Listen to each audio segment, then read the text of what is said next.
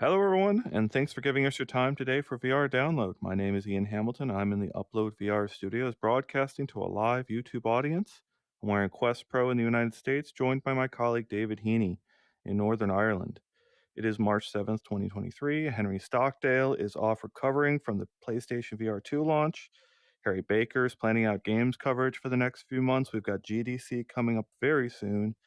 And there's been a massive leak of information about Meta's planned roadmap. David Heaney, what are we covering today?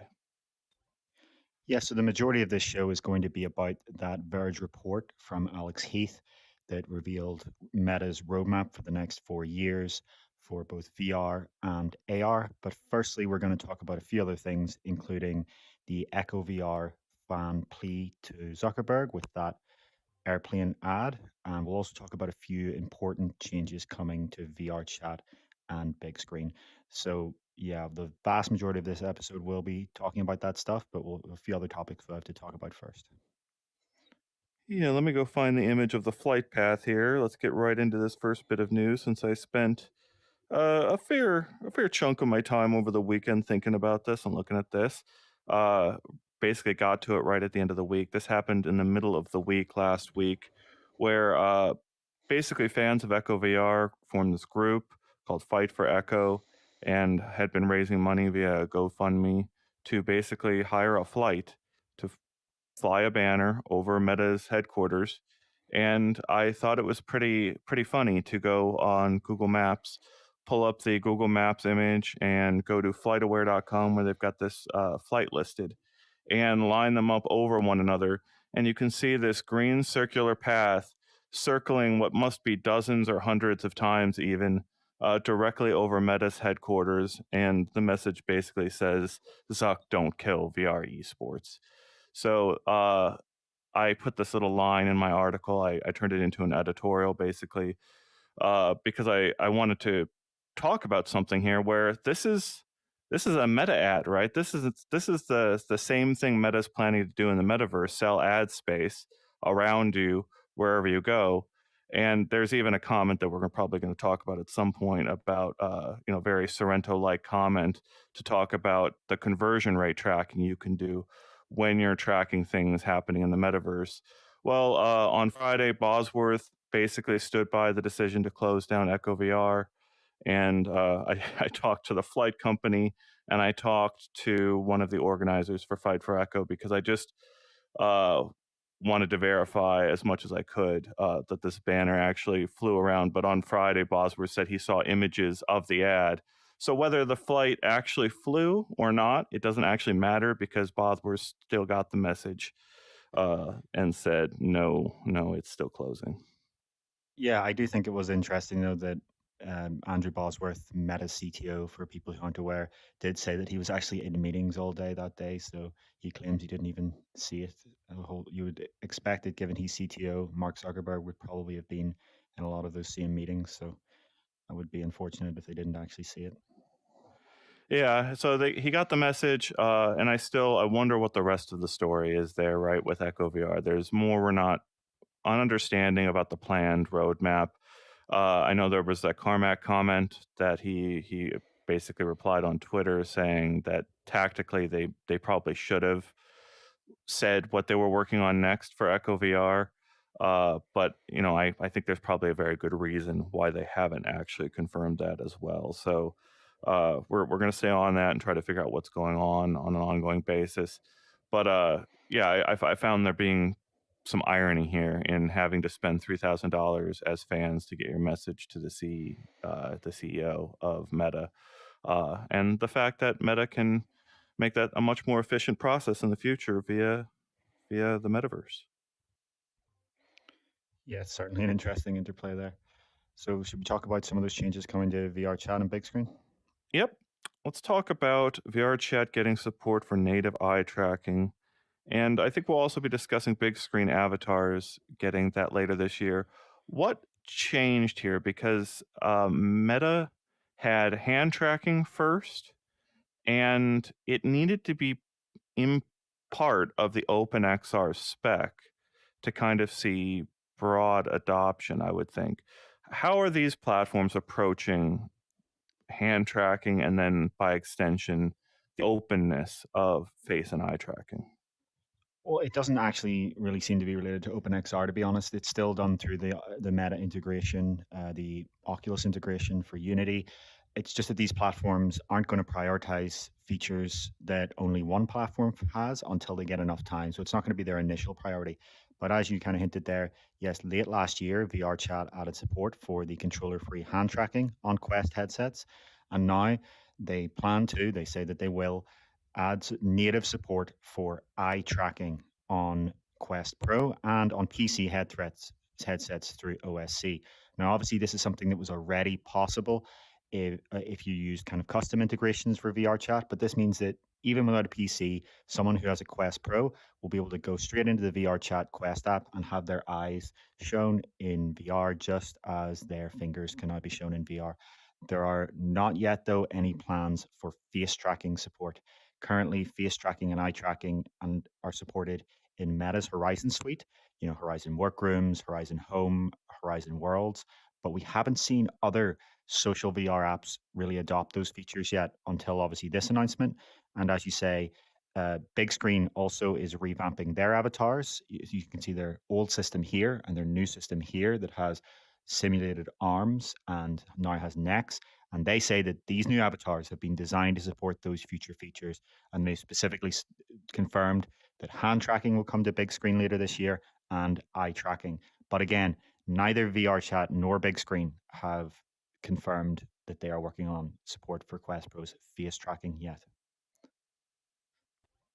Interesting. So uh, I understand that they're not related, but I still think there's a there's a rollout of support for hand tracking that's more broadly adopted at this point than either eye tracking or face tracking. Are we going to see kind of like a path there where hand tracking is going to be pretty widely adopted pretty quickly, and this is going to be on a much longer path towards, is eye tracking going to be is that going to be the path? Like hand tracking is going to be 90 or 100% of users, and then eye tracking is going to be some subset of that, and then face tracking is going to be a subset of that. Is that what we're looking at going forward? Yeah, because obviously every Quest headset supports hand tracking, whereas the only Quest headsets that support eye and face tracking is the Quest Pro, which we'll talk about it more a bit later, but we can pretty much almost certainly say that the Quest Pro has not sold many units. It is not a successful market product. So developers aren't going to focus on the features that are only available there, just as Quest Pro has had foveated rendering since launch, and yet almost no apps on the Quest Store support that foveated rendering.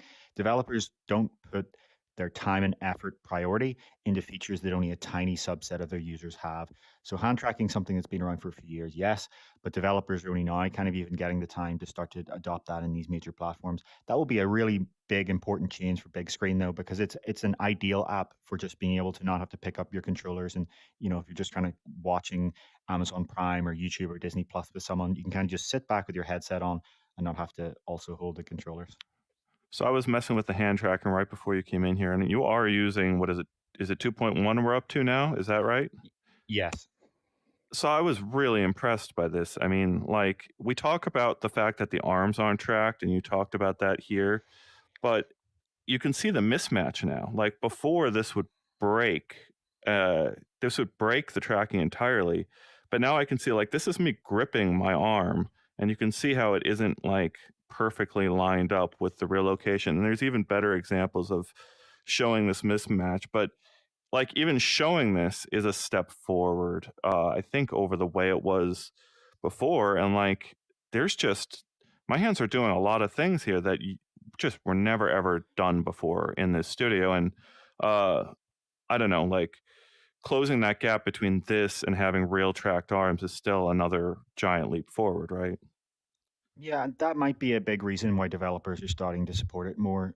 Hand tracking 1.0 was not particularly impressive. It was Obviously, if you've never tried any sort of hand tracking before, it's magic to be able to see your fingers in VR without controllers. But from a practical perspective, the accuracy and consistency and jitter was just not good enough for a lot of use cases. We saw some developers really happy when 2.0 dropped because it made some of those apps like Unplugged become really viable for the first time. And then 2.1 has gotten to the point where, like you say now, it's just really a lot higher quality than a lot of people would expect if they haven't tried it in a while. If you're one of those people who maybe tried hand tracking a long time ago and hasn't tried it recently, I would definitely recommend seeing just how far it has come. Obviously, though, it still has a long way to go. It is still not great in less than ideal lighting conditions. If you're in low light, if you're in a situation where the room in front of you, the color of it is very, very similar to your hands, if there's low contrast, it's still far from perfect, but I think it's good enough where these developers can start to build around it. We ready to talk about the Verge's report? Get into that big bit of news, or is there anything else you want to talk about from the comments? Just having a quick look at some of the comments here. I guess the last thing I would say though is I do think I'm surprised we haven't seen any announcement about arm tracking either from Meta or any of these other companies. These cameras can see your hands, these cameras can see your arms, and it would seem to add something to track it. People are always talking about when are they going to add leg tracking, when are they going to add body tracking. Let's start body part by body part. I would love to just see elbow tracking come. Maybe that's something we'll see on Quest 3. All right, well, let's get into this next section here with the AR stuff. That's going to be the longer term timelines out of Meta, right? And at some point, we'll need to talk about Andrew Bosworth's comments made in his AMA on Friday. I think we'll talk about that at some point in this section. But he talked about in his sort of end of week wrap up, people focusing too much on the timeline. And there was this key comment in there that for every device they've shipped, they've probably canceled two. And I thought that was an interesting bit of information to kind of always keep in your head when it comes to talking about Meta's upcoming products.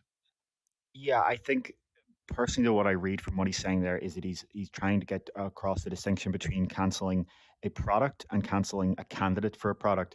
So, Quest 3 or Quest Pro 2, they are products, but there may be multiple candidate hardware that end up, one of them gets picked as being those products. So, he's not saying that saying that a product is reported is wrong. It's just that if there is a specific hardware candidate for that product that gets canceled, it doesn't mean the entire thing is. But yeah, let's get straight in and have a discussion about this huge report. So if you're not aware, Alex Heath from The Verge reported last week on a Meta meeting where it seemed like Meta's AR VR division had an all hands where the leaders kind of talked everyone through their roadmap, their strategic priorities, their what they want to achieve with Quest 3 later this year. And that's been essentially almost entirely leaked to The Verge. You can see our reporting on The Verge's report on our website, or you can go directly to The Verge's report. But it does seem to be very comprehensive and tells us a lot about what we can expect from Meta over the next few years. We'll talk at the end here about the what was said in relation to VR, but first let's discuss what was said about glasses and AR, because as much as Meta has this Quest division, it also, according to an earlier report from Reuters, spends more of its funding on researching glasses products and AR than it actually does on VR. So reportedly, uh, there's the current Ray-Ban stories, if you're not aware, are just camera glasses that you can buy. They are regular sunglasses that you can press a button on the side and take photos and videos, which will then be synced to your phone. From a first-person view, that means you can have your two hands in a video or photo, whereas before, if you're taking a photo with your phone or a video with your phone, you kind of have to only have one hand at a time. And reportedly, what will happen in the third generation of this product in 2025 is that they will get a HUD, a heads up display that can be used for things like scanning QR codes, showing your phone notifications, translating real world text in real time, and other such use cases that are contextually useful. To be clear, this will not be AR. It will not anchor virtual objects into your real world, according to this report. It will not, be able to overlay text onto billboards. This will simply be a small contextual heads-up display. And reportedly, the control system for this product will be the neural wristband that Meta has been showing off its research towards for a few years now, that will allow you to control an imaginary D-pad in your hand and make other swiping gestures, even when your hand is down at your knee, completely out of view of any kind of camera-based sensor.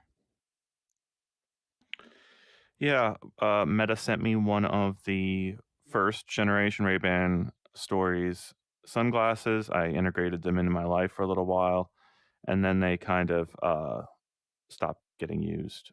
Very similar story to VR headsets in various generations, right? It's also kind of true for AirPods for some people, right? You go through periods where you don't wear them, or rather, the watch I think is a bigger candidate for kind of the battery runs down a little too low on the watch and it's not getting you as far through the day. So you just start leaving it on the charger more often. Like this isn't the things we talk about with friction in VR are not alone, a problem for VR. It's a problem for all of personal computing with a battery at least.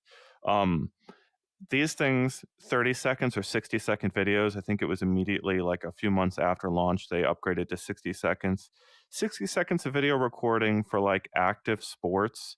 If you wanted to maybe capture some cool sporting uh, you're doing, I don't know, 60 seconds is still a little tight. You need to be up to 1, 2 minutes, I think, to really get some of those scenes you want. You don't want to be fidgeting with your glasses while you're in the middle of capturing something cool with your glasses. But it's also such a single, like, restrictive use case. But I described this thing on previous shows, and I just want to get it across. You say, "Hey, Facebook," to activate this, and they have since changed companies since the launch of this product, and how they approach wake words and the permissions of like always on monitoring are going to be a big thing we're going to have to watch for Meta going forward, because I it was just a weird product to come right at the end of Facebook and right before the launch of Meta, and there's opportunity for them to change their approach here. Yeah, so to be clear, the third generation that will reportedly have a HUD is reportedly coming in 2025. But next year there will be reportedly a second generation that still is just camera glasses, no display of any sort, but will upgrade the camera system. So that might mean longer videos, it might mean higher quality photos and videos. That's what I think we should probably expect from it. And I would say it's pretty certain that that's when they will, in that product, change the wake word to "Hey Meta" or something similar. But So it's just such an interesting fact that that's just such a single use product that really is how many people are actually interested in it. And then in the third generation, it becomes this entirely different thing that is almost like a new class of product. Some people point out that Google Glass may have done this a decade ago, but the difference here is that we're talking about something that would be in a normal pair of Ray-Bans, a normal pair of glasses or sunglasses, and that would cost a fraction of the price. Google Glass was something like $1,500, and these start at around $300. so just to recap for some people, there is a light on these glasses that activates when you turn on the recording feature. So you're letting everyone else know that you're recording when that light is on. But after having, I saw Crispy's question asking, what is the use case for this? And the way I tested it and used it was I went out and played catch with my son. And it's very well. I think Ian's just lost connection there, or maybe I have. Test. What is the hand Oh, gesture that accesses the menu? Something kicks me out to the menu. oh, the Um, left menu gesture. So, no, I was playing catch with my son, and it's very well stabilized video. It's really incredible how well stabilized it is, and that was my one like exclusive use case. Was I thought that was cool footage, to have this great like point of view video of this game of catch, basically. But I took the glasses out and wore them just as normal sunglasses out on the baseball fields with other families around, and I felt pretty uncomfortable pretty quickly about wearing those glasses in that context around other people, and it's partially what contributed to me not using them frequently. Um, so I don't people were freaked out and creeped out by Google Glass. A little camera on your glasses with a little light on it. I don't I don't know, there's still social norms, years of social norms to change, before anybody's gonna feel comfortable doing that. I don't know. I really do agree that the light should be a lot more obvious. It should be a lot brighter. But at the same time, if you go to a typical city these days, there are people holding up their phones, clearly recording TikToks or other videos all the time. You go into a typical crowded city street, and that expectation of privacy that might have existed in the Google Glass era is completely gone. How often do you go to a train station or on a train or on a plane and someone is already recording a video with their phone? Yes, it's a bit more obvious to hold up your phone like this, but phones don't even have, a video uh, light that shows you when they're recording themselves. That's something that never arrived on smartphones. Yes, there's a sound effect that plays if you have your sound on, if you take a photo on the likes of iPhones, but people can just have that off. But I definitely think, yeah, there should be a lot brighter. But when people are asking for, use cases, it's just the ability to take a picture or a video without having to take your phone out of your pocket. You see something cool that you want to record, and maybe you're holding stuff with your other hands, or maybe you just don't want to take your phone all the way to your pocket, open the camera app and press it. You just tap the button on the side of your glasses. I agree that as a single use product, that's not actually really something the vast majority of people want to spend hundreds of dollars on. But what I think does get interesting is once you do add those other use cases, once you add the HUD that lets you scan QR codes and see your phone's notifications, then I think it becomes something useful. Just as if smartphones only had one of their use cases, they wouldn't be particularly useful either. Yeah, very good analogy there. I think we're ready to move on from Ray-Ban specifically, but there are the wristbands to talk about and how that relates to the transition from smart glasses to AR. So, as I've joked previously, DMs with Heaney, I have spent a ridiculous amount of my mental willpower debating with Heaney on the exact definition of where we draw the line between smart glasses and AR. And I totally understand that like tracking six off around you is kind of the key line. But we're going to have a transition in glasses form factors where it's going to get blurrier even than it is now as we approach full, six off tracking all the time. And uh after that, then we've got the field of view question. When do AR glasses that you wear throughout the day become really useful on that field of view chart, going from like 70 degrees up to 110 degrees?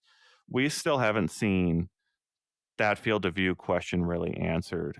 We don't know when field of view becomes super compelling in AR, where worn out in the real world. Those are huge problems to still solve. And I just want to preface this whole discussion on, you know, we know that that's a 5 to 10 year, 20-year project to get all those questions answered. And running parallel to it is this question. Do you want to run through what this is? Yeah, so as I was discussing when we started this segment, this is the neural wristband that Meta has been discussing openly the research of. It intercepts the neural signals going from your brain to your hand so that it can precisely sense your finger movements down to incredibly precise precision. That means that in the same way that today we manipulate a mouse on a computer screen by making tiny, minute movements with our hands, with this, the idea is that you can manipulate in 2D space in front of you or even in 3D space. User interface using the tiniest movements of your fingers. So, here in this example, you see someone essentially using a virtual joystick by just moving their finger like this.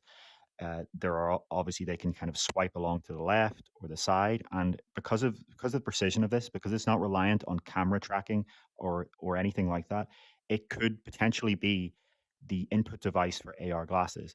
You can't use voice for AR glasses because no one wants to be on a bus and read out the text message that they want to send their partner. You can't use just camera based hand tracking because no one wants to hold their hands up in the air like this for hours on end typing in the air. That's just going to get exhausting. It's not going to be, able to rely on all of the different types of lighting conditions. You need an input device that is comfortable to use for hours on end and and private enough to use in public. The key to this wristband is that the gestures that it can sense are so precise that others looking at you won't even have any idea what you're actually doing.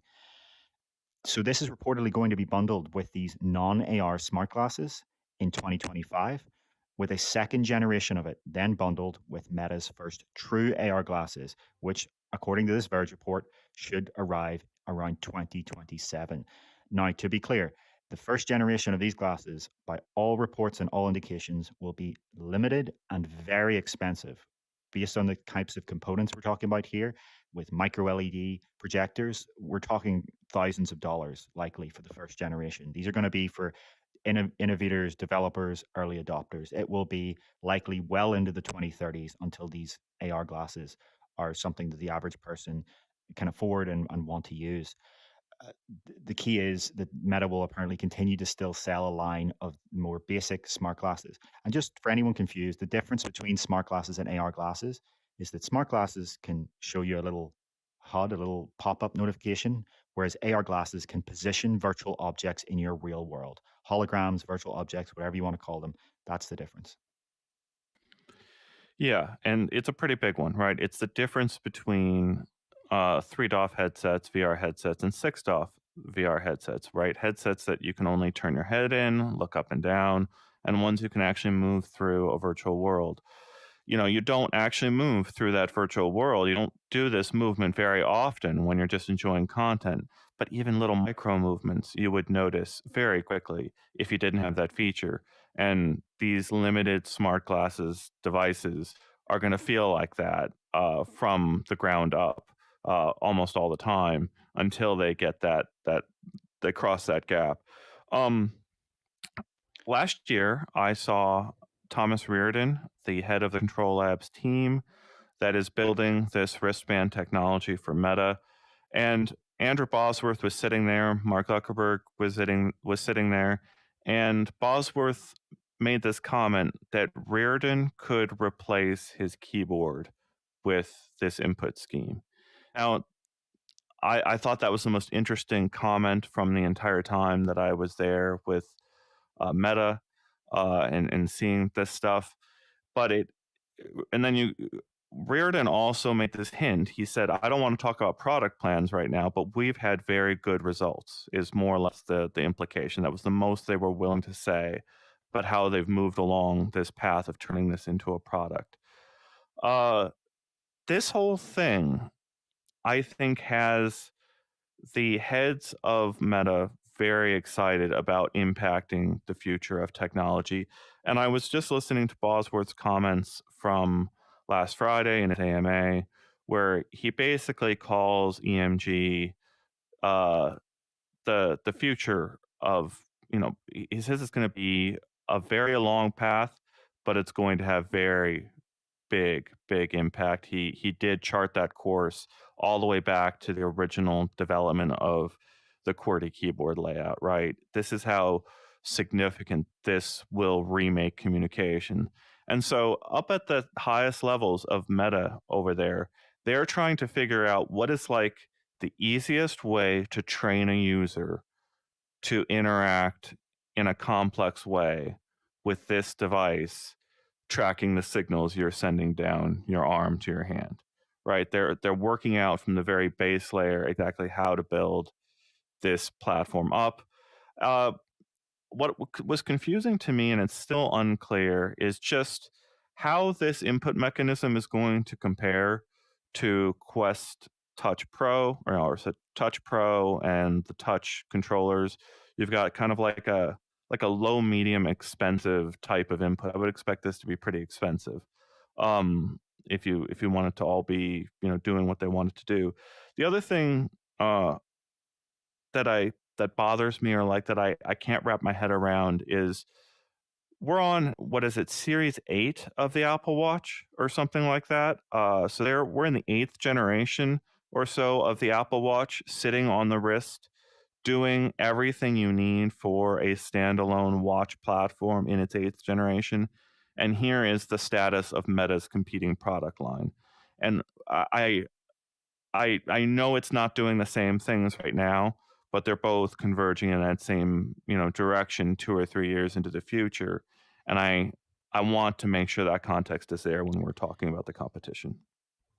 Yeah, so it's very interesting to note that this report did say that Meta will offer a smartwatch version of this wristband. So the most affordable version will just be, the no display on the front. It's just used as your input device for your glasses. But there will be a higher tier option that you can choose, according to this report, that will offer you smartwatch like functionality and actually even have a front facing camera so you can take video calls in that sense, or you can kind of project what you're seeing as a first person view as a video call. And just to kind of answer one of your questions and a commenter's question about how this fits into other input devices. So James O'Loughlin says, what does this afford over a controller with a touchpad and joystick and 6 degree of freedom tracking? Well, the fact that you would wear it around in your daily life, you go to the shop, you go on the bus, you go on the train, you're commuting around, you're in the real world throughout a city. You're not going to carry around a touch controller in your hand because it's just obviously impractical. The idea is this keeps your hand freed up so that you can use it for your daily life, but then instantaneously also use it to control your glasses. So, say you're using it for navigation, for example, in Smartglasses, you're going to see a little mini map pop up, just like in a video game HUD mini map that shows you the path to where you want to go without having to pull up your phone. If anyone's used Google Maps in a city, you know it's kind of awkward to be walking along people and kind of look down at your phone in your pocket and figure out, okay, where am I and what direction is that building compared to where I am? With this, you'll see a mini map. With True AR glasses, you'll see floating blue arrows on the actual streets that show you exactly where you need to walk. And that's a really good illustration of the difference between smart glasses and AR glasses. But the idea is that you can't carry around a game controller with you in the real world. This is not supposed to be for a home VR device. This is for glasses that you go out and use in your real typical life. Jack saying, my junior high schooler can type with two thumbs faster than I can with a full QWERTY keyboard, 2 years of typing class, and a career slave to typing admin paperwork.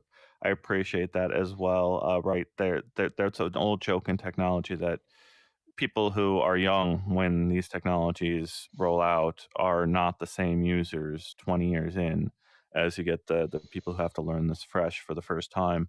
And for some people, as this technology rolls out, right, it's going to, I wonder who it's going to leave behind or who it's going to bring to the fold because that's one thing I didn't describe with the glasses was that wake word becoming integrated into my life, right? I have Siri around my house. A lot of people have Google or Alexa uh, in their homes. Having it in one room of your house is not the same as having a personal assistant in every room of your house. The level of integration into your brain or your routine changes when you have the personal assistant with you everywhere you go. And I noticed it when I was wearing the Ray-Ban Story sunglasses. I was walking around outside and I saw a pretty sunset and I thought, hey, Facebook to myself. And I wasn't wearing the glasses at the time. That's the difference in augmentation that we're in for. This device, and I think John Carmack and others have talked about this idea of having uh, even telescopic vision. If you add even the slightest bit of magnification to your vision, you're talking about like superpowers. You're talking about true human augmentation in a way that we don't really have a wide understanding about, right?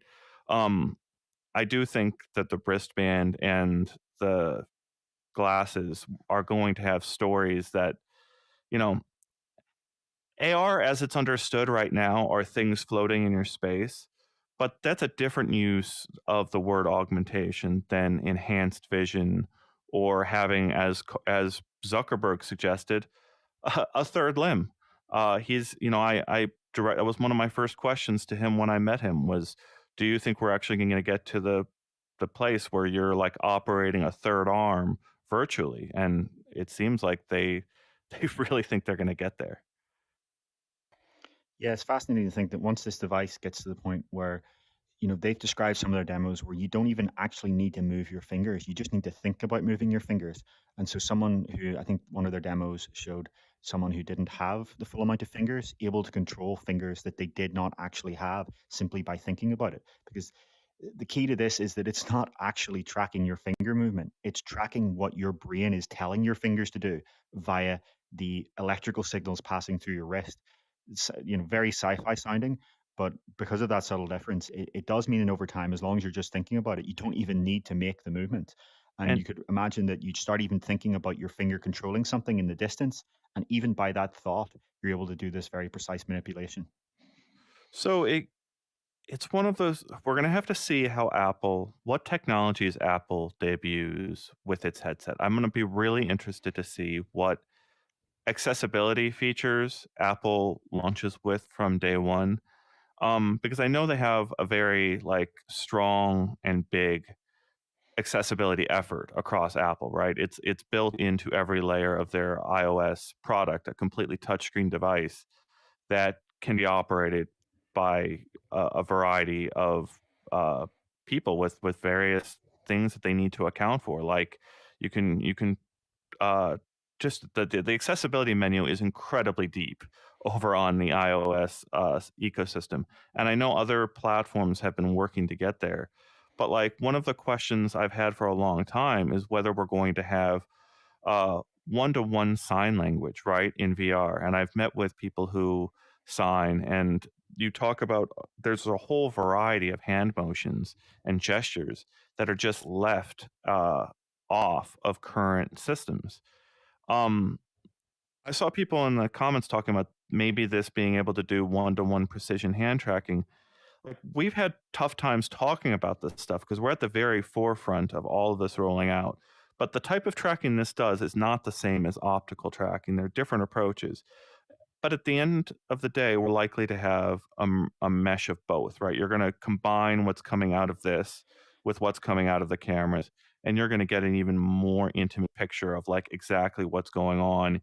And there's key things like little like touching against a flat surface, right? Doing a touch screen anywhere that I wonder if is going to be solved by having this level of tracking as well.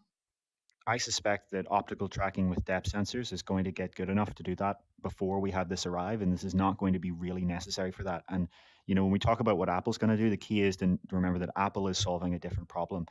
Reportedly, Apple has shelved its AR glasses. Apple is not intending to anytime soon ship AR glasses. So what it's developing is a headset for indoor use. And when you're developing an indoor use product like Quest, for example, Quest Pro, Quest 3, that's a very different set of constraints than what these Raybans and what these eventual AR glasses are trying to solve, which is an outdoor product that you can use, outdoors through your daily life. And that kind of comes into the interplay of whether you use a voice assistant as well, because it's one of those things where when you're in your home, you can tell your voice assistant anything, but what are you really comfortable saying out loud on a bus or a train? Yeah. That brings me to the back to the generational thing of 8 generations into the Apple Watch, right? And when I talked to Meta execs, they talked about this input mechanism being more for AR. But going back to that question of how can I use this with mixed reality Well, and with VR, and am I going to wear this? Like, is I the just want to first make the uses for distinction, this 24 hours a day indoors, basically? not for AR, for glasses, because we're told this is going to ship in non-AR glasses first. It's not necessarily AR, it's just that it's in glasses. Okay. Well, let's move on from Just this and get the into the VR section as soon as we the can. last yeah, the last thing I was going to bring up is just a few people in the comments still not quite understanding this and talking about questions like, won't people wonder why you're waving your hands in the air? To be crystal clear, the whole point of this is that your hands aren't in the air, they're down by your side. You see in this picture here, when this person's sitting, their hand is just down on their knee, on their lap. When you're standing, your hand will just be down next to your pocket, resting, completely at rest. These micro motions happening in your finger without having to even lift your arm at all. Just wanted to clarify that one point. Yeah, the demo I was given, the thing I witnessed firsthand was the researchers who are building this technology, who have practiced with the wristbands and the prototypes of it, basically doing an endless runner game directly in front of me.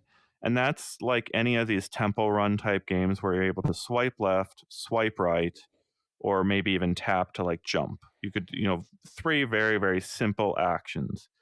And the first demonstration from them showed them actually moving their fingers. They're sending neurons down their arm to tell their fingers where to move. And then the wristband has learned that each of those, you know, neuron sent down the arm is associated with those specific actions. And they're playing the endless runner game that way. Then they switch to another mode and show that they've trained themselves to send the neurons down their arms without needing to move their fingers as they go. And you're seeing up on the screen the character go left, the character go right, and in that particular demonstration, it wasn't 100% perfect, right? They weren't going where they expected to go, right? It's the same sort of like, I don't know. I've seen those types of demos before in technology with anything that is in that experimental phase. Like the number of times I've come to a demo station and found a VR hardware malfunction is too big to count. So I can't judge what I saw based on it not working on command like that multiple times. But what I can convey is everyone in the top leadership meta believes that this is as fundamental a shift as the keyboard. Yeah, so I think we're ready now to talk about the VR part of the Verge's report, and we'll also talk about Meta cutting the price of Quest Pro from $1,500 to $1,000, and we'll talk about a comment that Meta's CTO Andrew Bosworth made about the potential market lifespan of Quest 2. Yeah, thank you everyone for tuning in. I loved seeing everyone. I think we saw Belfast out there. I saw Canada. There were a couple Kuwait, I think I saw in our list. I love seeing where everyone is from in our comments, the global audience that we have. Thank you all. This is going to be a big section. A lot of things to get into here and talk about. Why don't you start here and I'll save up some of my commentary.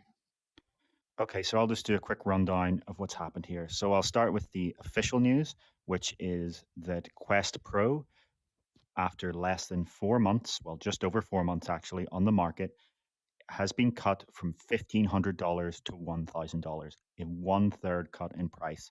We'll talk about what that means more later, but I think you can pretty confidently say that that was not done as a random decision. They obviously were not selling anywhere near enough at 1,500 that to justify keeping that price. That now leaves Quest Pro at $1,000. So that's an official change. The rest that we'll talk about here is from that same Verge report of the apparent leaked internal Meta roadmap. So it's not official, but it's highly likely to be true based on the past veracity of Alex Heath from The Verge's reporting. So what's reportedly happened is, firstly, Meta has sold nearly 20 million Quest headsets. That includes Quest 1, Quest 2, and Quest Pro. But the vast majority of those, based on what we know, will be Quest 2. So that is a remarkable number when you compare it to the fact that around 20 million Xbox Series X and S have been sold, and around 32 million PlayStation 5s have been sold. So the Quest headsets are right up there from an install base, at least, with those next gen consoles. The other thing that came out in this report is that Quest 3 is reportedly much thinner, twice as thin, and twice as powerful than Quest 2, but slightly more expensive. And based on a comment that Zuckerberg made in October, and based on this comment, we can say that Quest 3 will probably be priced starting around $500. The other thing is that because there's this $500 entry point is obviously a lot higher than what Quest 2 started at, which was $300, Meta reportedly plans a cheap, accessible headset for next year that they say will be at the lowest price point they can provide. They say to pack the biggest punch we can at the most attractive price in the VR consumer market. The last thing that was part of this report is that the Quest Pro candidate that was apparently planned for next year has been cancelled, as in the Quest Pro 2 potentially. And instead, Meta seems like, according to this report, they are focusing on a much further out but much higher spec Quest Pro replacement that will eventually launch with the photorealistic codec avatars and much higher resolution displays. So basically what that's saying when you put that together is that the next Quest Pro is pushed out a lot further than it would have been otherwise, but with a lot more impressive features than it would have had. So a couple things here. I've got a video on our VR trailers channel, a 6-minute video of most of Andrew Bosworth's key comments from his Instagram AMA, the CTO of Meta, making comments there at the end of the week about the roadmap, about the EMG sensor, about all of this stuff. So there's a basically 6 minutes of comments over there, and we'll talk about a couple of the key ones here. Things like years away, like the next version of Quest Pro sequel looks to be like it's years away. I'm gonna throw this video up real quick of the codec avatars. Now a good time for it, David, for us to show that real quick? Zuckerberg's demo of the codec Yeah, avatars. the codec avatars. Yeah, so Yeah. we'll just give a bit of context here. This is those photorealistic avatars that Meta has been showing research of for years that, according to this report, should arrive in the next version of Quest Pro. But to be clear, that is years away. The next version of Quest Pro, years away, but will have apparently this very impressive technology. So these second generation avatars are pretty amazing, right? They're much closer to how you might want to show up in a setting like a work meeting. So I made one of myself. Now we've made them a lot more expressive. And not just simple things like looking left, right, up, down, but also the nonverbal cues that we rely on to communicate with each other and understand tone. Things like raising an eyebrow, squinting, widening my eyes, or scrunching my nose. These avatars are way better at capturing those subtleties that define physical interactions. They're just much more natural. And being able to control the lighting on the avatars adds another dimension of life to them.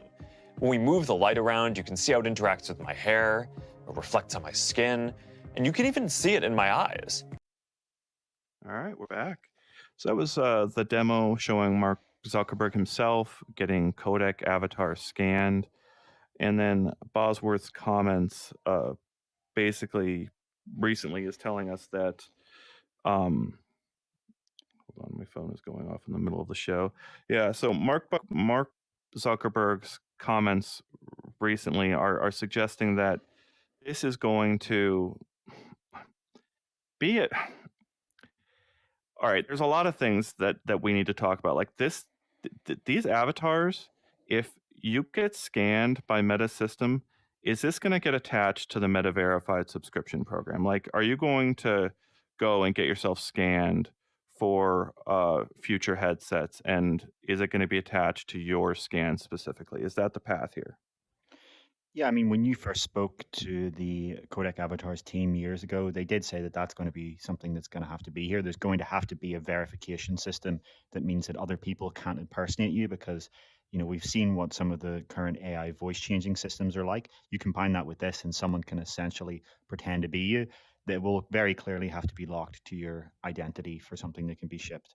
But I think that's the least of the concerns, just getting this technology actually ready to ship, actually making it so that you can use a phone or maybe their own smartwatch to scan your face and bring it into this technology is going to be the main focus first. And yeah, I just want to be very clear to people watching again that this is something that is supposed to be quite a few years away, perhaps 3 or 4 more years away. So then the question becomes, what does the upgrade path look like for the current Quest Pro? So I saw the demo that we just showed to our viewers. I saw it firsthand, went inside the headset that they currently had, the industrial grade prototype headset. And this was after a long day at Meta headquarters where I saw all the research programs. And what I felt like I saw between they showed the EMG wristband demoed on another person. They gave really, really impressive spatial audio demos where like they showed how they could capture audio spatially and then play it back for you, and you would have a hard time telling what was pre-recorded or what's actually happened directly in front of you.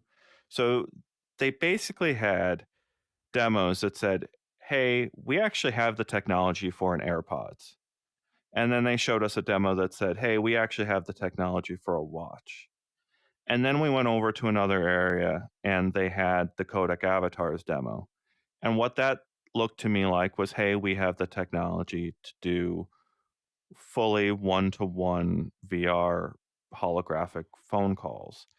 But I expected at the end of all of this, Mark Zuckerberg or Andrew Bosworth to give this demo and show this technology working on the Quest Pro that they had just shown us at the beginning of the day. And they Yeah, and to didn't. be very clear, the demo you were shown was rendered on a PC, not a standalone headset. The Yes, prototype it you're was talking very about, far. I think that's very important to point out.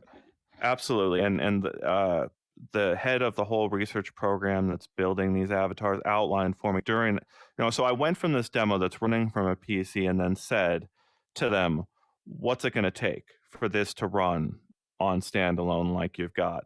And they outlined how there's these three, was it three miracles that they say are away now, 3 or 4 miracles? I think it went from 10 miracles to 5 miracles. 5 miracles, yeah.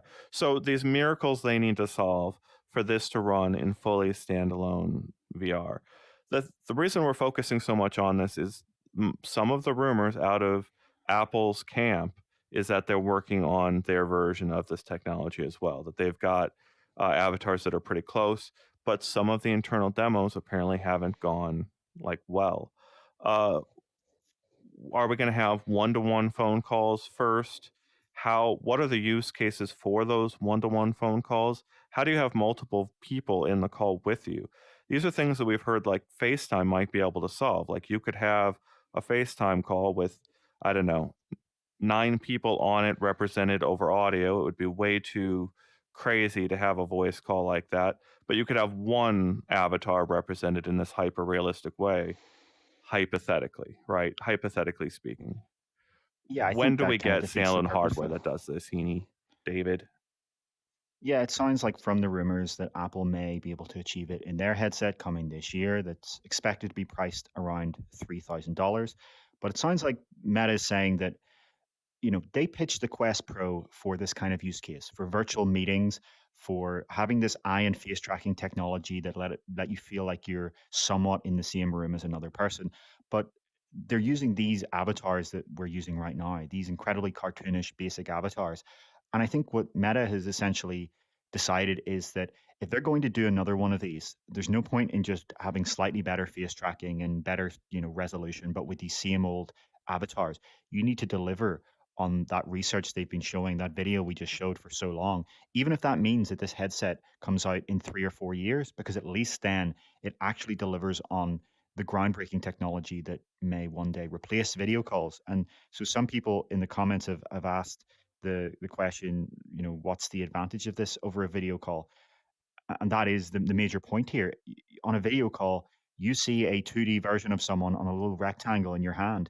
With this technology, if this can be shipped, you feel like you're sitting across from the other person. For the same reason that today you don't stay in your room all day and only video call people, for the same reason that it feels different to be in person with someone than it does to see them on a little rectangle, this technology is supposed to bridge that gap, to make it so that when you can't be in person with someone, it feels a lot more like you really are than today's technology can do.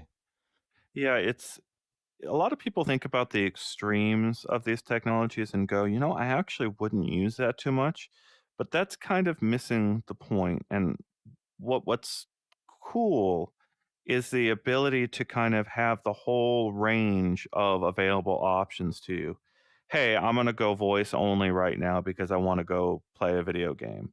Or now I actually want to show my real face and be present with you because I want to have a co-watching experience and feel like I'm laughing at the same time that you're laughing to the show. Or have, it's the same reasons. I'm curious about the context people turn background filters on or turn facial filters on while doing a live video call. Like there are cases for like the every single example I just had, right? And being able to quickly shift those contexts on the fly is kind of the communications platform all of these companies are working towards. I still don't think that's something people are going to choose, though. If you can feel like you're sitting across from a friend who's at the other side of the country, you're not going to want to be on voice call with them for the same reason that, if you're with a friend in the same city and you want to hang out with them, yes, sometimes when you don't have the time or energy, you're going to hang out on a voice call or a video call. But if they're down the street, you're going to walk down the street and see them. There is something completely different to actually sitting next to someone versus all of these remote technologies. And I just don't think you'll want to sit and see a little 2D version of someone on a No, rectangle in front of you. I wait. Well, I want to make sure we contextualize that right. Like, 10 years, 20 years. I don't know what our timeline is. Do you think we're going to get to a version of this studio where you and I feel like we were uh, sitting at that pizza place in Vancouver together? Are we going to get there? Yes, within 10 years, yes. All right. So we both agree that the end goal is the same, to recreate what we had in real life with a VR device. What I'm saying is, on the path to getting there, there's versions of like these cartoon avatars that have advantages over showing our actual real appearance in some kind of a call format, right? Like, there's reasons to turn on the emoji over on Apple. There's reason to put on a background filter and only show the foreground.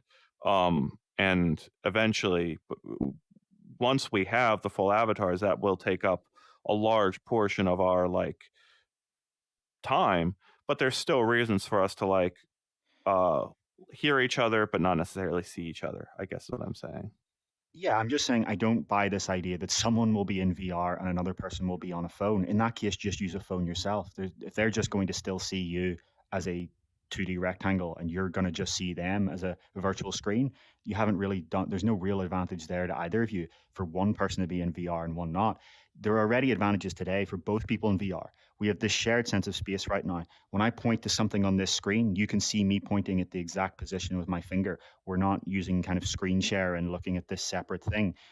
If we have 10 people in here right now, we can all be in a circle and have this shared sense of space where if someone to our left is talking, we turn to our left and look at them here instead of having everyone simultaneously in our ear at once in a way that just doesn't practically scale. If anyone's tried to use Discord or TeamSpeak calls that with more than 5 people, you can point to objects in 3D space.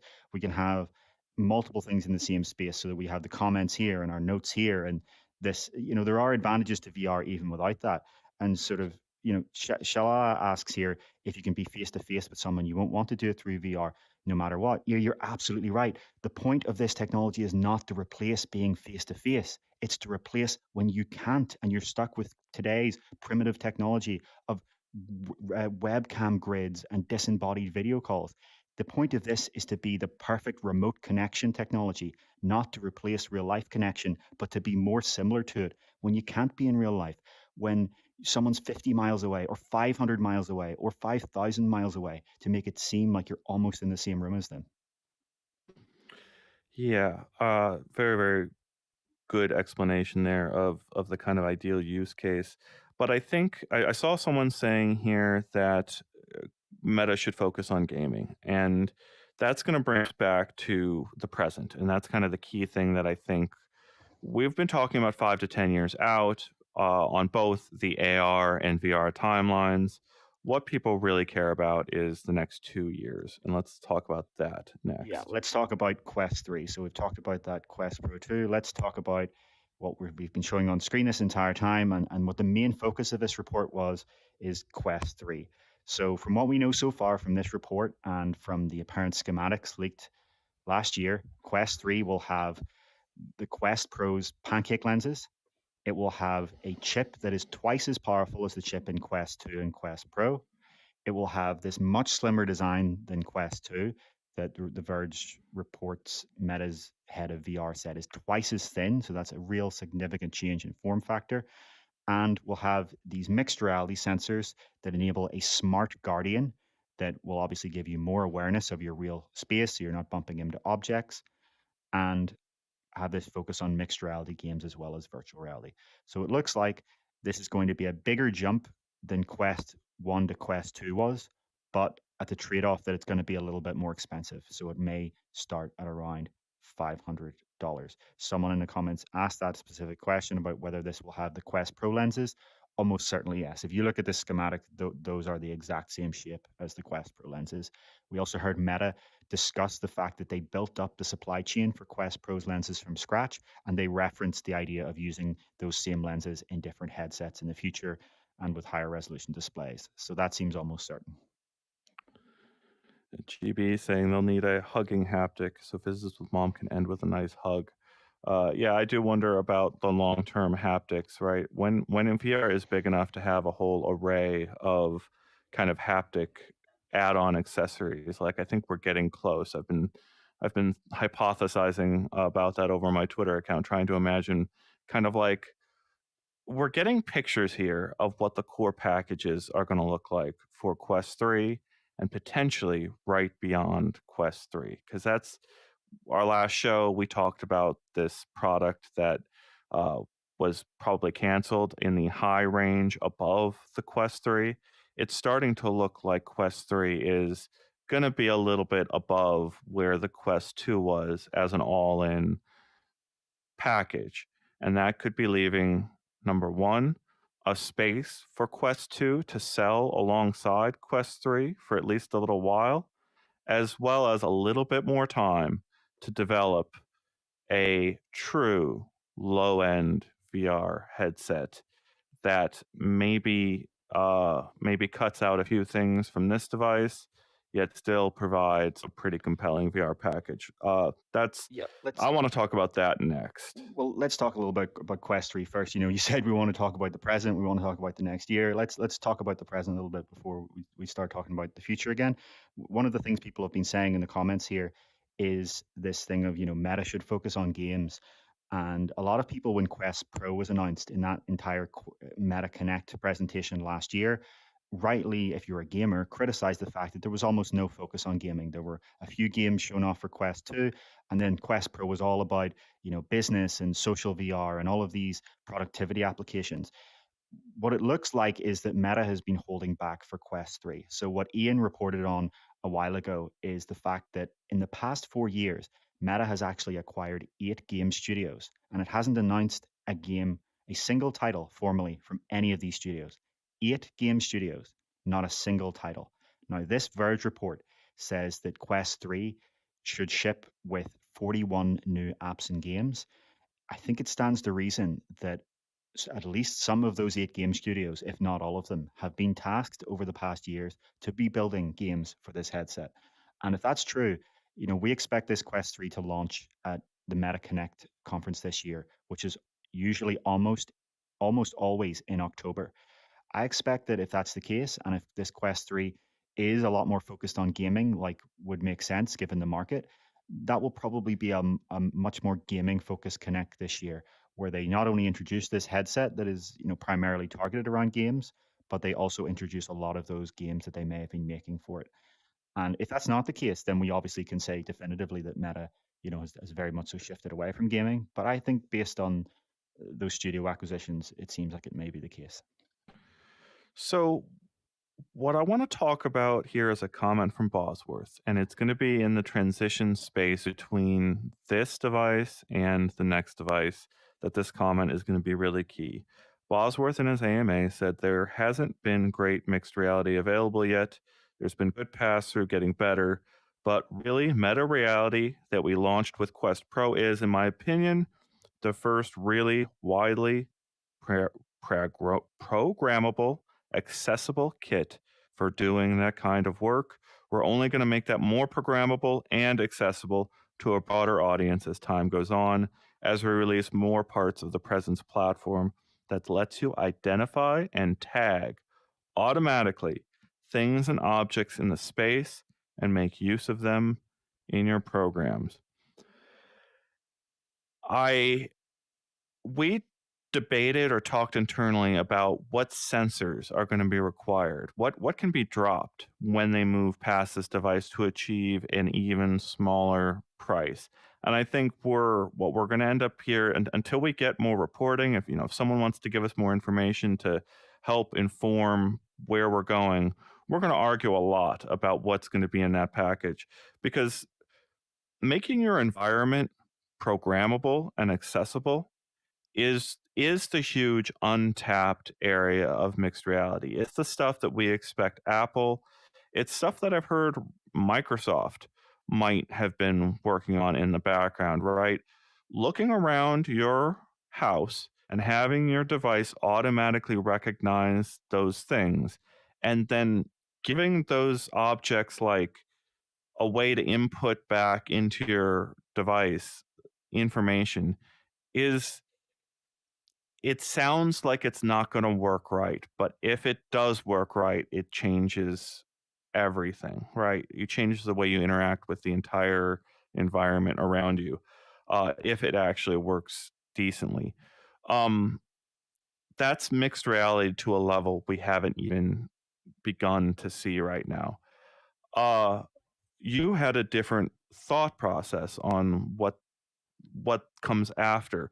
But like, I guess what's getting me is mixed reality important to the Quest 3 gaming?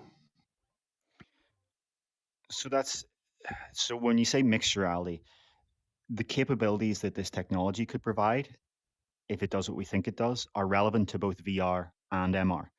So in VR, this smart guardian that this report suggests Quest 3 will have, if it has the technology to give you mixed reality automatically, i.e., it can bring in your desk, your couch, your walls, and your ceiling and know where they are, then you can move past this current guardian system we have today where you manually draw out a boundary and it's kind of infinite from a floor to the ceiling to the sky, and there's no depth to it. There's no kind of three dimensions to it. If you have even the tiniest little bench or a tiniest little table that is only knee height in front of you, you have to mark that off as if it's an entire wall.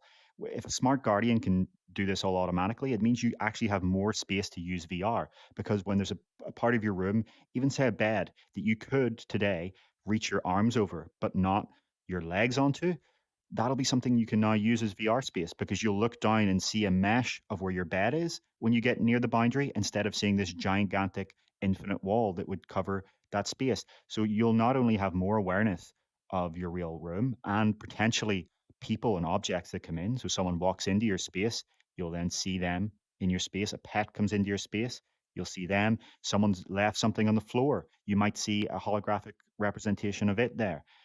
That's something I think VR gamers aren't really appreciating yet, that the current day Guardian is so limited that it cuts off the percentage of your room that you can even use VR gaming for. And that mixed reality technology will then be advantageous to, even if you don't care at all about mixed reality. Mixed reality itself, though, I do think more people are going to care about than think they do, because most people haven't tried anything that's real mixed reality yet. The kind of examples that people have been given are literally just overlaying a VR game into your real world without any interaction. Some of the examples we've given in the past are VR games where, you know, your couch becomes a sandbag and the enemies are coming through your walls and your windows. Uh, Things like, you know, your house is infested by zombies is the most prominent example of this. And say you have two Quest 3s.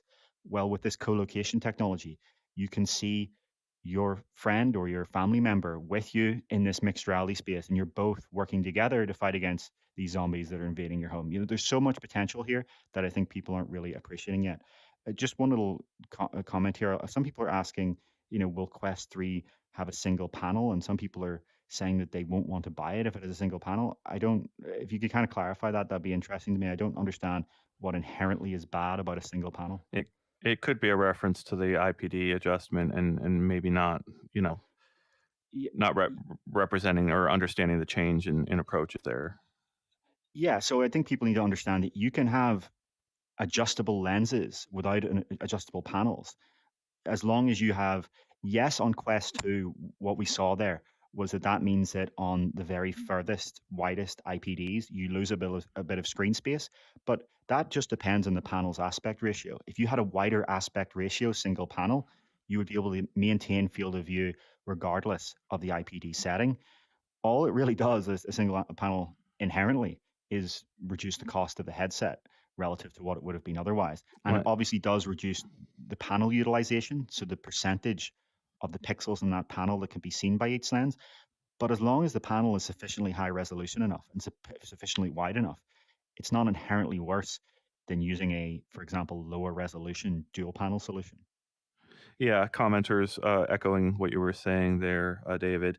And thank you, Urban. Yeah, please do like this video. We have a lot of people tuned in. Appreciate everyone going through this with us. We are really covering a lot of ground here, and there is a lot of interest in this specific subject that we're getting into right now.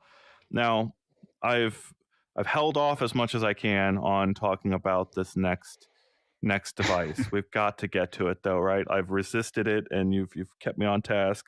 But what I'm hearing, or what I'm imagining we're going to see at the end of 2023 is the best device that Meta can make for VR gaming. And they're going to arm that device for VR gaming with the fruits of 8 different gaming studios who have all been building for years towards what I would imagine is this particular hardware. Uh, what I'm wondering about is what comes after. We've talked about for years now about how Meta shifts from controller tracking to supporting hand tracking, and whether hand tracking gives you access to a wider range of like experiences. That's why I quoted what Bosworth said in this AMA: turning the world around you into programmable and accessible. And I've talked about this a little bit on Twitter, but it's kind of silly that the dance genre of gaming had to be rebuilt from the ground up for VR, right? You had people who were going and buying Dance Dance Revolution accessory mats for their game consoles of every kind, and going and playing Dance Dance Revolution in their living rooms. And a hugely popular genre, people are going and doing that. It's obviously got a market of some kind for those people who are going and doing that. And VR came along and said, actually, no, the only thing we can do is track your hands and your head. So you're going to have to remake every dance game around Macarena movements, right? You can't actually move your legs. So what I'm getting at here is, if we can get to truly tracked legs in any way, shape, or form, things change for fitness, for dance, for active VR gameplay, and of all kinds, right? And if you do the programmable thing, what happens if you pick up everyday weights, right? The objects that you use for weightlifting, for regular fitness, and they were tracked in the exact same way as your tracked keyboard. Would you have a compelling use case that sits in a different place from where the Quest does? Sure, but to be clear, are you talking about the reports of the cheaper headset coming next year? And if so, why would the cheaper headset have extra features compared to Quest 2 or to compared to Computer Quest 3? vision. No, I mean, they all get it. They'd all get it via computer vision and updates. What I'm saying is, maybe it ships with a different controller or with no controller at all, and you get a fitness device out of the box that's accessible to hand tracking. I guess what I'm saying is, in between hand tracking and controller tracking, there's a genre of technology that doesn't exist yet, and that's using the environment around you for specific actions.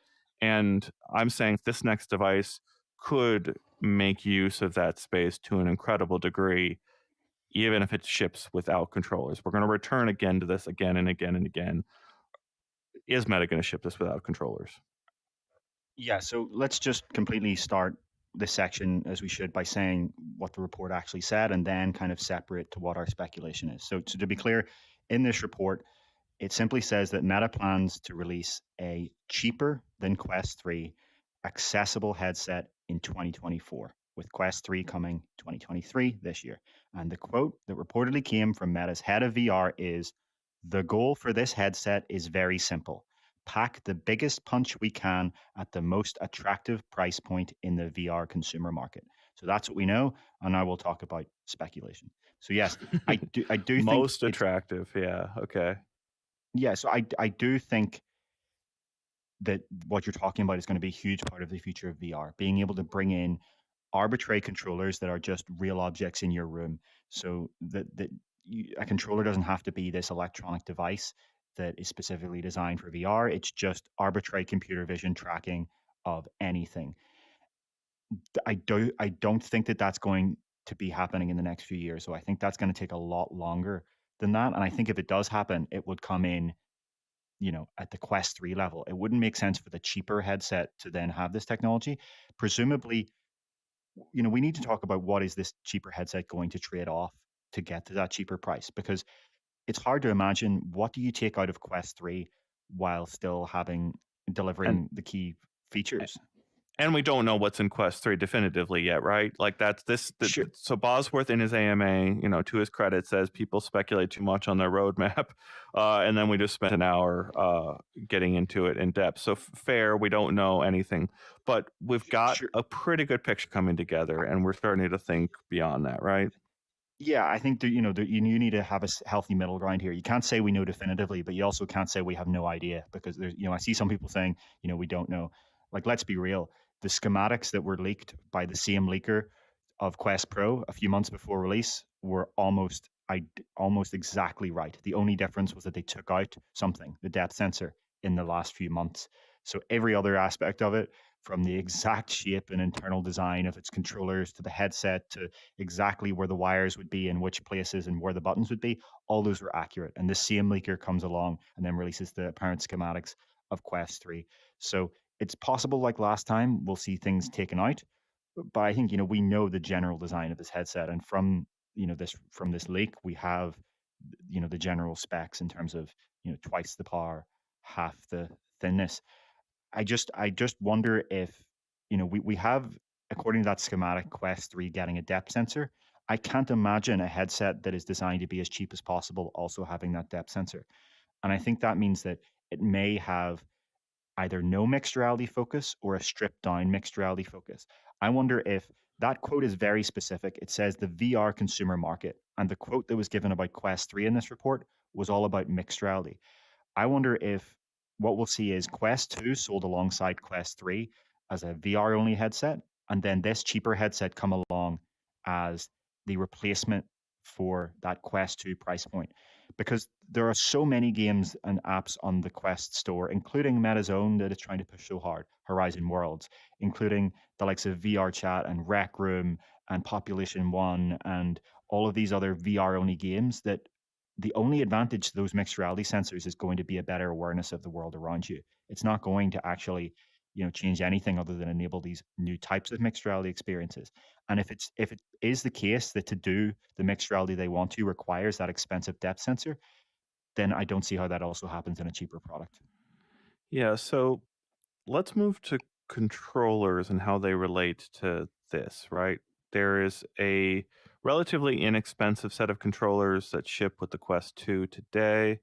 They're tracked via lights we can't see with our eyes, but the cameras can see, and that's how those cheaper AA battery powered controllers are tracked.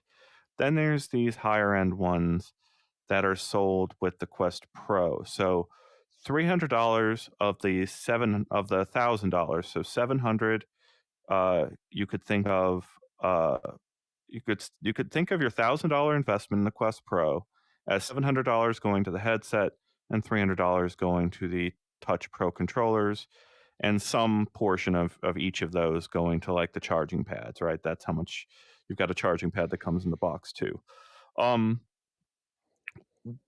having trouble deciding whether Quest 3 is likely to ship with the Touch Pro controllers, the Quest 2 controllers, or some third in between option that takes the inside out tracking and gets there.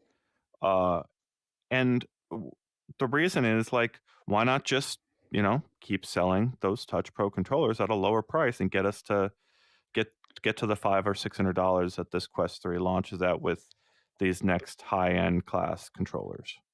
Because they are incredibly expensive inherently. They have each controller has a chip that is more powerful than the chip that was in the Oculus Go headset. These are inherently expensive devices that use multiple cameras, full-on system on chip processors, high-end haptics. It's got 3 different haptic points along it. And it's just the whole point of these was to design the best controller without thinking about price. If you use your same equation that you were using a second ago, where you say the Quest Pro is $700 and then the controllers are $300 to get you that 1,000, you're then saying that this Quest 3 that's supposed to have this, state-of-the-art processor, this depth sensor, these pancake lenses, all of this technology are supposed to then only be $200 of the price equation. That doesn't even make sense. I doubt they can even make the headset for $200. Never mind, sell it at a not incredibly massive loss at that. It's just, maybe, as you say, we will get a controller that is essentially something in between the Quest 2 and Quest Pro controllers. Something that maybe say has one camera and a very stripped down processor, so that when it does go out of the headset's view, it has low quality positional tracking. I could see that happening, but I just think it's completely not viable to see pro controllers come into a $500 total price point, and it doesn't add enough to even make it worth it. Like, yes, the pro controllers are great. I love them. But at the end of the day, they're not massively game-changingly, seismically shifting. It's not like you go back to a controller like the Pico 4 controller and massively miss it, other than in some obscure use cases where your controller's going out of your headset via lock. Okay. You've convinced me. You've won. All right. So we're gonna get, let's imagine redesigned lighted controllers with also a camera on them, a single camera on them. And that's what ships with this $500 Quest Pro, Quest 3, right? This next generation, the replacement for the Quest 2. It goes slightly up on the price to $500 as the entry point for great gaming in VR is kind of the pitch that they come with. Is there going to be a version of that device sold where you can get the Quest Pro at like 800 or 700? Could you go and get a Quest 3 and swap out the controllers and get a higher end like package with the better controllers? I guess it depends on, will enough people buy it that it makes sense to actually sell a SKU of it, as in, a separate box that has that with it.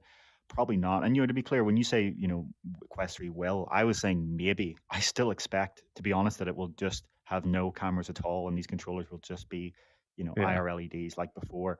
Because again, it's a Okay, $500 that's fair. package. That new chipset is going to be the main cost in this headset. It is, we're talking about a 3-year jump and a doubling of performance. And if you look at that quote that, Meta's head of VR reportedly said, they said, we have to prove to people that all this power, all these new features are worth it. It's funny. I think so. As we're making this discussion, I would imagine people at Meta, even perhaps people that work with Bosworth himself, to be watching the show and our discussion, in your discussion and our comments, to inform some of their decision making, how they think about this. Right? We're far enough ahead that they could still make and incorporate some of this feedback. But in my head, Go, I was excited for Go before it came out, right? And now it's one of my most hated, I joke about it all the time as being this, I was wrong, right? I was so wrong in being excited for that device before it came out. Quest is the thing I was excited about. But then I got, it's so heavy. Quest 2 gets closer. We're getting closer. We've talked about all these things, pancake optics, mixed reality, all moving things forward considerably. At the end of this, there's two competing uses for VR that I get excited about, that like, I want to be able to put a VR headset in a case that's very, very small and have that case go in my bag, have that VR headset be completely protected, right? There's no dust or anything going to get into it. I pull that headset off, and now I've got a communications device with some simple games like Cubism or Puzzling Places, the hand tracking lab game. A good, couple dozen of those would be a great thing that I would love to have in that case in a bag. I would also love to have in that case in a bag 2Touch Pro controllers, right? They're the best. I love those controllers. They're so slim, and they feel like they could fit right next to a VR headset case, right? What I feel like I'm describing are like the future of standalone VR, right? Like, you've got a gaming system with those two controllers, a very slim headset, and you've got a great gaming experience in VR. You take those controllers away, and you've got a device that could be used for workouts if you're just lifting the weights that are around you already, or could be used as that fundamental communication device that I'm talking about, without or simple light games. Are those two things I'm describing going to happen in the next few years, or am I am I describing the future and I'm wrong here? I think that, you know, I would just point out that the workout doesn't have to be weights. That's something that obviously requires tracking of arbitrary objects, but there's so much you can do with cardio with just your hands that's gonna be available in the near term. And that's what we've seen all of these other apps really focus on so far. It hasn't been weights yet because you can't do that arbitrary tracking. But look at Supernatural, look at all of the other fitness apps. They're all very much so focused on what is possible today, which is, you know, cardio and stretching and things like that. It's interesting to think, when do we get to that point that, as you say, you can sell the headset without the controllers, that it's fully able to be used. I suspect, like I've said before, that Quest 3 will probably have good enough hand tracking based on how good Quest Pro's hand tracking is without any depth sensor. If you then double the performance of the chip, if you add higher resolution cameras and a depth sensor, I can't see how you don't get the hand tracking that's good enough to be for the device to be sold. It just comes down to, when does the store have enough content? Because you're still talking about a headset that, if you sell it without controllers, you're still selling it for $400, and you have to have enough content for that $400 to justify it. You know, imagine right now if you were to take a Quest Pro or a Quest 2, and every time you opened an app, went to open an app on the store or purchase an app on the store that required controllers, you got this pop up that says, you know, you must pay $100 for controllers to continue to use this app. You would have a very limited headset. There are only a very tiny fraction of the Quest store today supports hand tracking. It needs to be something like 30, 40, 50%. But there is a chicken and egg problem there, which is, while developers know that every user has a controller, that's going to be what developers focus on, and especially while hand tracking is wildly imperfect. But, you know, when you get to the point where hand tracking is great, do you get more developers focusing on that, or does Meta need to announce, you know, next year we're going to release a headset without it? And is that what gets developers to have to kind of incorporate it? We have a very large audience today. Thank you, everyone, for tuning in. Thank you, Jenna. Hello, hi, Opsar. How about the mirror-based body tracking? Is that still in the works? Yeah, I think this is where I wanted to take that conversation next, as far as like accessories, right?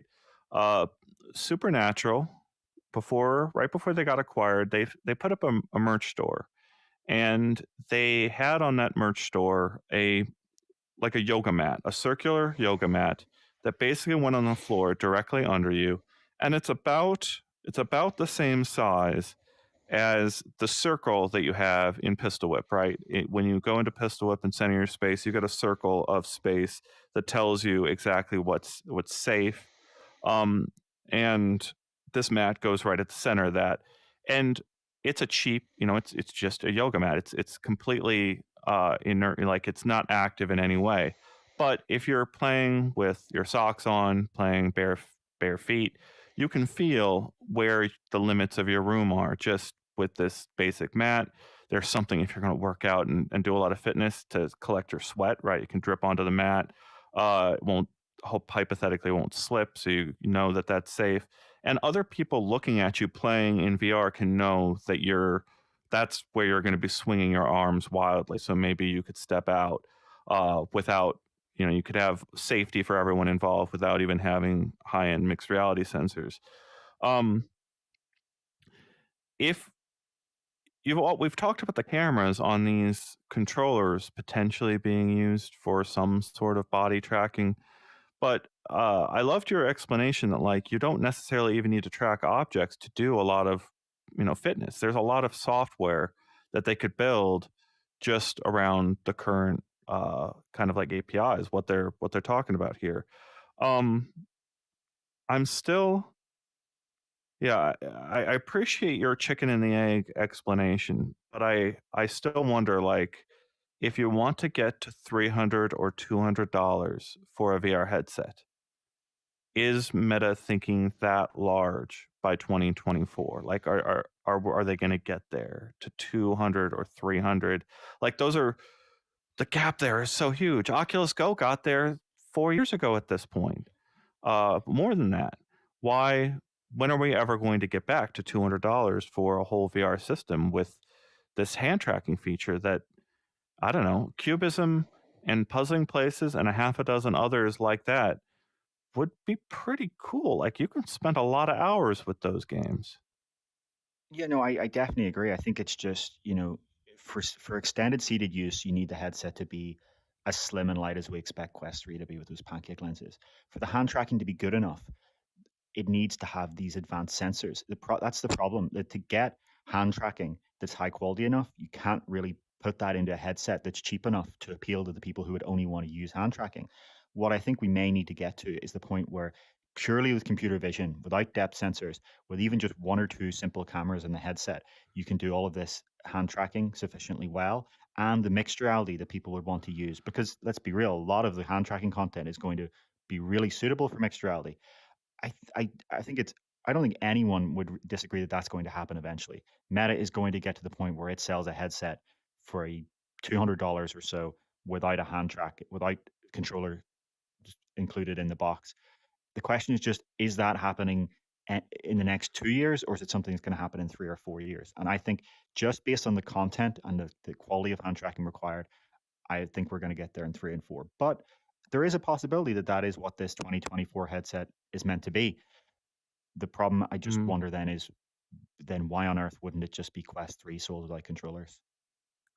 yeah, it's a really fundamental question, and I wonder about sort of tuning the whole experience around fitness being the thing to turn it around, right? Like active, like this is something that's built for you to sweat inside is not something I've seen associated with VR marketing too much so far, and I I wonder if they could change things. I saw Thomas, the creator of Cubism, in our comments saying they'd be all for it. Yeah, I appreciate that. So thank you for tuning in.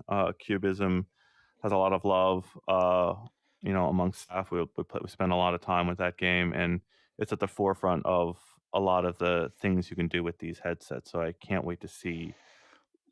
I do expect that game to be sort of a launch title, so to speak, on some platforms going forward. Yeah, it's a perfect example of a game that works great with hand tracking and works great in mixed reality. There's not necessarily a compelling reason to have a virtual background in that game unless, you don't want to be in your room, you want to be somewhere else. A lot of people will want to stay in their own room while having that. Uh, Alaska in our comments is pointing out that VRChat already does a lot of these future sounding things. People do full body workout classes every day of the week. In a way, that's a good point. In a way, it isn't. Because yes, that's true. But there's an important caveat there that I wonder why you're not pointing out. The people that do that do it by strapping hundreds of dollars of equipment to their body, that with each piece of equipment needing to be charged. And these hundreds of dollars of equipment are tracked by two, at the minimum, $150 base stations that are placed up in the corner of their room and plugged into power sockets. So what we're talking about is making that available in a headset that costs less than those base stations alone. Not, there's a lot of amazing technology that exists today, even outside VR, for people who can afford that kind of money. But when it really becomes a mass market, the developers can build content around and make a sustainable business, is when millions of people can afford it. So I'm seeing people talk about the controllers and using them in different ways, and we've talked about this idea in the past, but we still don't have it as a mode of input yet to use one controller in hand and then have hand tracking in the other. Like that's not supported system or even app by app yet.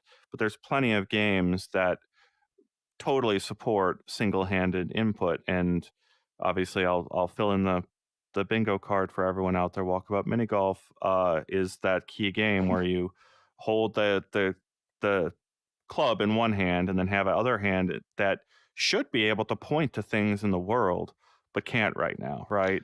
Um, That is that's coming. a huge input, but I love the idea that if you could mount the controller on like a stand facing your place while you're playing, then you've got full body tracking with a single controller in your hand.